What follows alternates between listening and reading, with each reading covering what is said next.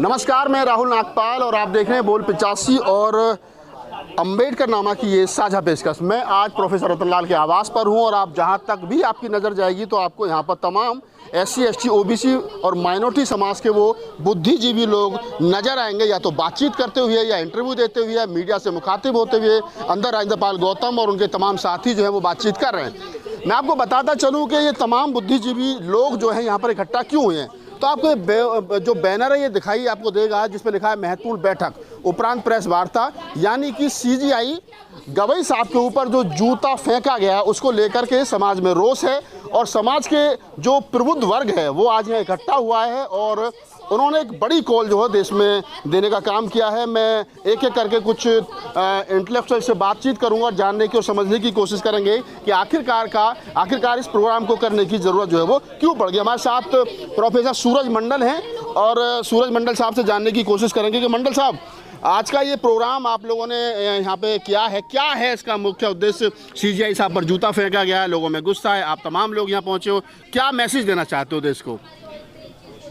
एक हमला हुआ है देश के संविधान पर, देश के लोकतंत्र पर, पूरे के पूरे एक व्यवस्था पर। और ये हमला इसलिए किया गया है चूँकि ये देश के दूसरे दलित मुख्य न्यायाधीश और उनका अपमान करने के उद्देश्य से ये किया गया। इसका बहुत व्यापक विरोध हुआ है और ये तय किया गया है कि 11 तारीख शनिवार को 11 बजे सवेरे राष्ट्रव्यापी प्रोटेस्ट का कॉल दिया जाए। और साथ ही ये भी तय किया गया कि दिल्ली में अंबेडकर भवन से 11 बजे एक मार्च निकलेगा जो संसद भवन की तरफ जाकर और देश के हुक्मरानों को एक ज्ञापन सौंपेगा इस पूरे मुद्दे पर विरोध करते हुए। नहीं, आप कह रहे हैं कि संसद भवन का घेराव जो वो किया जाएगा, क्या होगा? घेराव नहीं, मैंने कहा मैंने कहा ज्ञापन सौंपा जाएगा। किसको सौंपा जाएगा ज्ञापन? वहाँ पर जो भी मिलेंगे, जो हमारा तो उद्देश्य रहेगा कि अमित शाह को जो होम मिनिस्टर है उनको दिया जाए। होम मिनिस्टर और अमित शाह और गृह मंत्री तमाम लोगों को जो है वो दिया जाए। और इसी कड़ी में मेरे साथ चंद्रभान साहब जो है वो जुड़ गए हैं। चंद्रभान साहब खड़े हो जाइए। और चंद्रभान साहब को हम बचपन से पढ़ते आ रहे हैं और जब कभी 6ठी 7वीं क्लास में हम लोग थे तो राष्ट्रीय सहारा में बड़ा लेख चंद्रभान साहब का छपता था दलितों की चिंताओं पर। सर, जो पीड़ा आप लोगों ने 50 साल पहले जहाँ बोलना पढ़ना लिखना शुरू किया था दलितों के मुद्दे पर, अब तो पहले गांव देहात में जो है कहीं ना कहीं इस प्रकार का होता था, अब तो CGI साहब के ऊपर जूता फेंका जा रहा है। थोड़ा पीछे तो इसमें आश्चर्य क्या है? कोई आश्चर्य नहीं है। अगर अमृत काल चल रहा है, सरकार ने ओपनली यह डिक्लेयर किया है कि अब अमृत काल चल रहा है।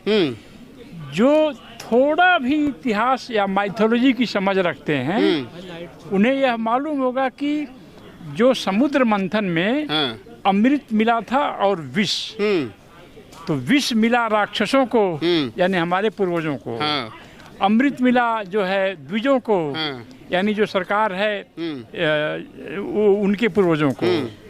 जब सरकार बोले कि सीधे यह अपर कास्ट का शासन है और अपर कास्ट के शासन में जैसा कि हमने बचपन से देखा है, कभी भी कमजोर दलित सिंबल्स पर जातिवादियों ने हमला नहीं किया है।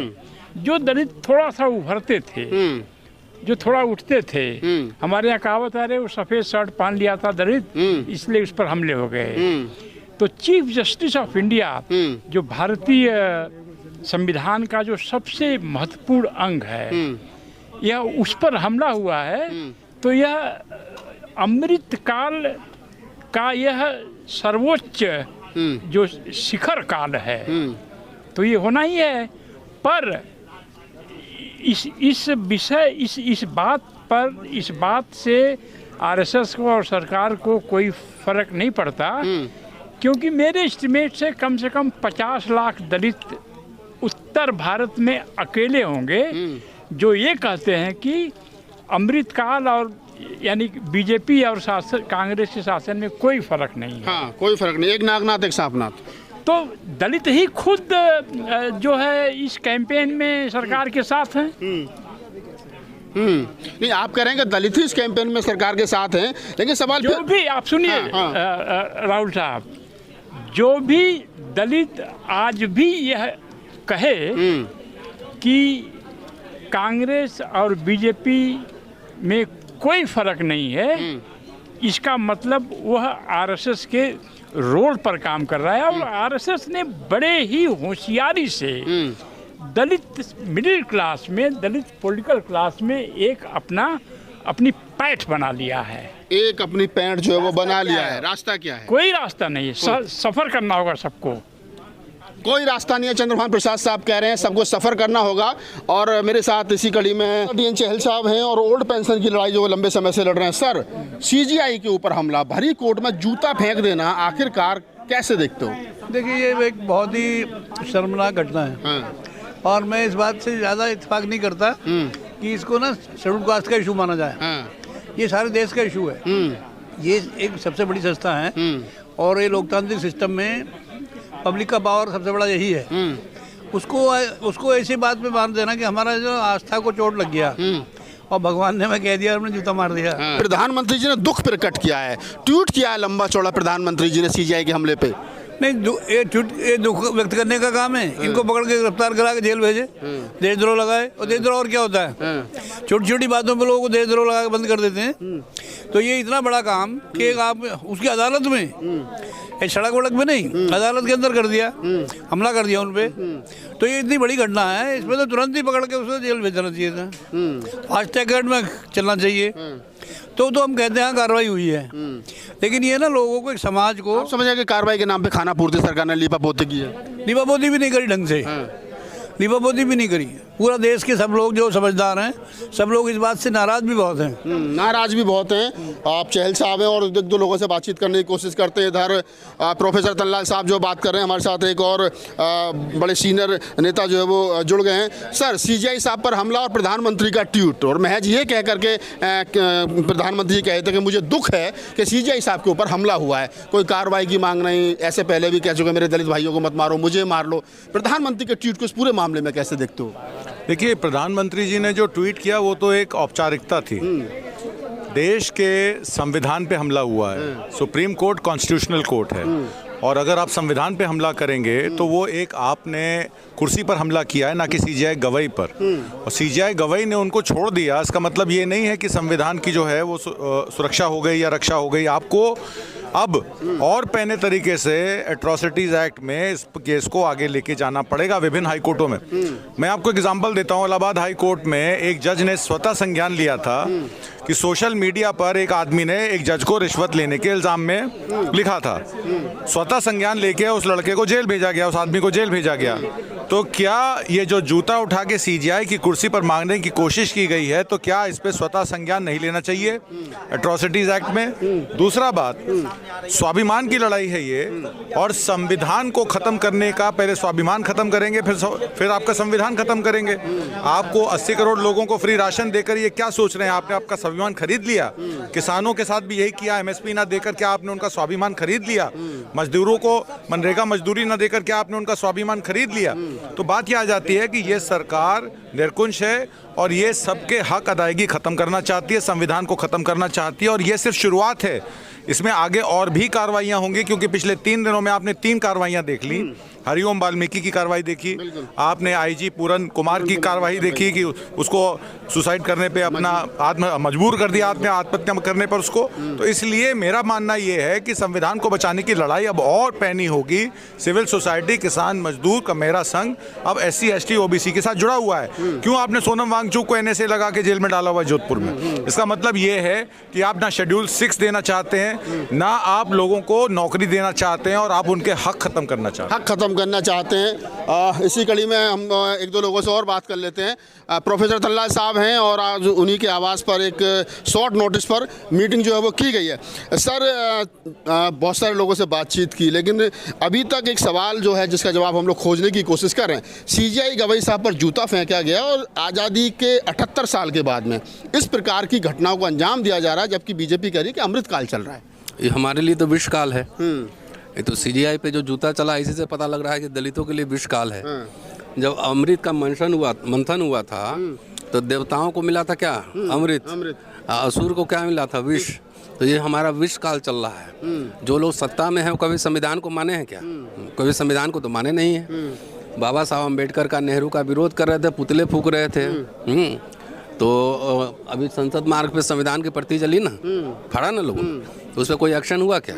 तो ये सारा जो है ये एक्सपेक्टेड था कि लोग ये कह रहे हैं कि सीजीआई साहब को स्वतः जो कठोर कार्रवाई उनके ऊपर करनी चाहिए थी, जिसने हमला किया, सीजीआई साहब ने माफ़ करके कहीं ना कहीं मैसेज देने की कोशिश की है कि मतलब चलो माफ़ कर दिया, छोड़ो, छोटा मोटा हमला है।